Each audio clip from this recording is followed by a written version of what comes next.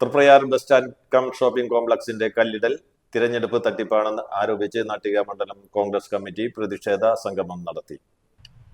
നാട്ടിക ഗ്രാമപഞ്ചായത്തിന്റെ bus stand കല്ലിടൽ ശുദ്ധ അസംബന്ധവും തിരഞ്ഞെടുപ്പ് തട്ടിപ്പുമാണെന്ന് ഐക്യജനാധിപത്യ മുന്നണി നാട്ടിക നിയോജക മണ്ഡലം മുൻ നിയമസഭാ സ്ഥാനാർത്ഥി സുനിൽ ലാലൂർ പറഞ്ഞു. നാട്ടികയെ പച്ചയ്ക്ക് പറ്റിക്കാൻ പറ്റുകയില്ല എന്ന് പറഞ്ഞ് നാട്ടിക മണ്ഡലം കോൺഗ്രസ് കമ്മിറ്റി നടത്തിയ പ്രതിഷേധ സംഗമം ഉദ്ഘാടനം ചെയ്യുകയായിരുന്നു സുനിൽ ലാലൂർ.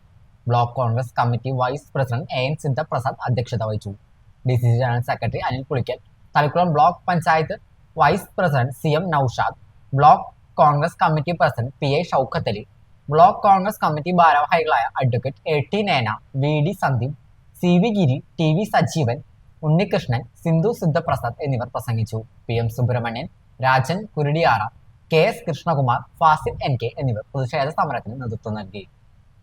ഈ ബസ് സ്റ്റാൻഡ് പൊളിക്കാൻ തീരുമാനിച്ചതിന് പുറകിൽ ഒരു അടിമതിയുണ്ട് എന്ന് നമുക്ക് കൃത്യമായിട്ട് അറിയാം.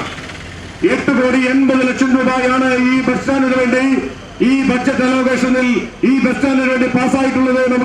നമ്മൾ ഇതിന്റെ ഡീറ്റെയിൽസ് എടുത്തപ്പോൾ മനസ്സിലായി.